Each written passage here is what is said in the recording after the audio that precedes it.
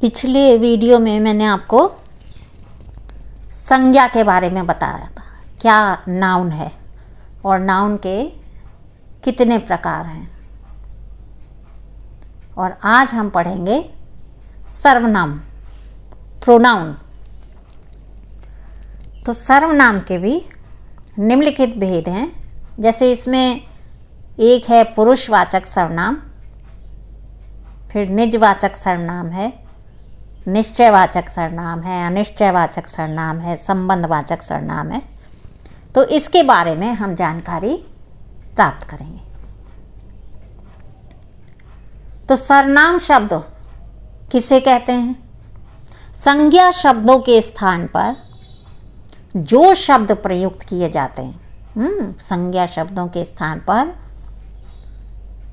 जो शब्द प्रयुक्त किए जाएं वाक्य में, उन्हें हम सर्वनाम कहते हैं।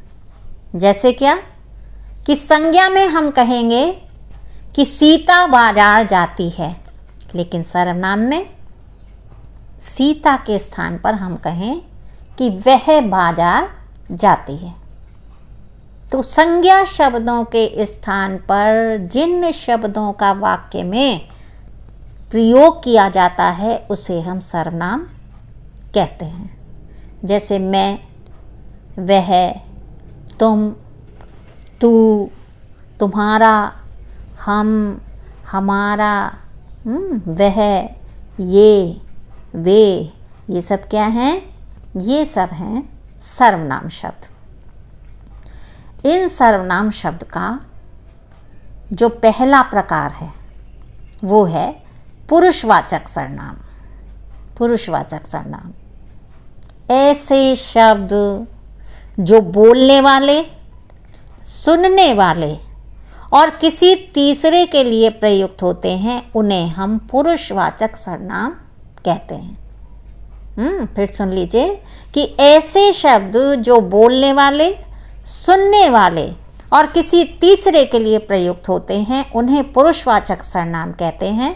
लेकिन इन पुरुषवाचक सर्वनाम के भी 3 भेद होते हैं। नंबर 1 उत्तम पुरुष, नंबर 2 मध्यम पुरुष और तीसरा इसमें आता है अन्य पुरुष। जैसे अंग्रेजी में आपने पढ़ा होगा first person, second person, third person. तो उत्तम पुरुष में कौन से शब्द? मेरे लिए, क्या कि मैं, हम, हमारा, मैं, हम, हमारा, ये उत्तम पुरुष हो गया फर्स्ट पर्सन। और मध्यम पुरुष सेकंड पर्सन के लिए क्या कि तू, तुम, तुम्हारा, तू, तुम, तुम्हारा। और अन्य पुरुष थर्ड पर्सन में उसे, वे, वह, जिन, वो, ये सब शब्द हैं थर्ड पर्सन के लिए।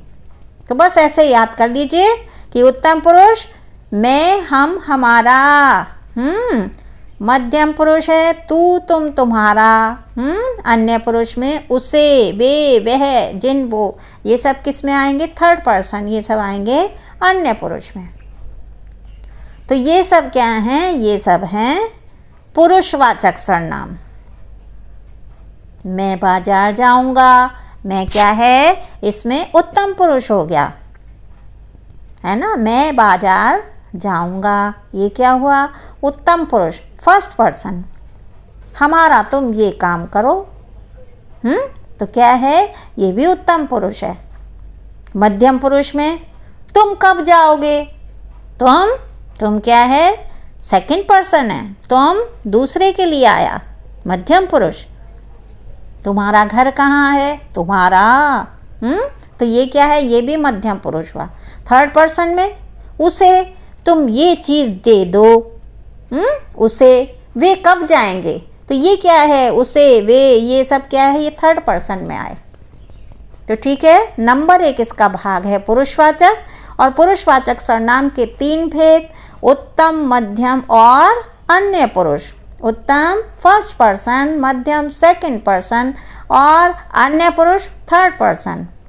तो फर्स्ट पर्सन में हम, हमारा, तू, तुम, तुम्हारा, उसे, वह, जिन, वो, ये सब क्या हैं? ये सब हैं पुरुषवाचक सर्वनाम के भेद। दूसरा सर्वनाम का आता है नंबर 2 पे, उसे कहते हैं निजवाचक। ऐसे सर्वनाम शब्द जब वाक्य में ऐसे सर्वनाम शब्दों का प्रयोग होता है कि जो अपने लिए शब्दों का यूज हो, लेकिन कौन सा शब्द? संज्ञा नहीं, विशेषण नहीं, सर्वनाम शब्द यूज होना चाहिए। सर्वनाम शब्द का प्रयोग करें। जैसे क्या? कि जैसे वाक्य क्या? कि मैं अपना कार्य पूरा कर लूँगा, मैं स्वयं वहाँ चला जाऊँगा। मैं अपना कार्य पूरा कर लूँगा और मैं स्वयं वहाँ चला जाऊँगा। तो क्या है कि जो स्वयं है और अपना है वो क्या हुआ? निजवाचक। ठीक है, तो निजवाचक सर्वनाम हुआ। मैं अपना कार्य पूरे कर लूँगा या मैं स्वयं वहाँ चला जाऊँगा। स्वयं और अपना ये निजवाचक सर्वनाम हुए। समझ आया? तीसरा है इसमें निश्चयवाचक।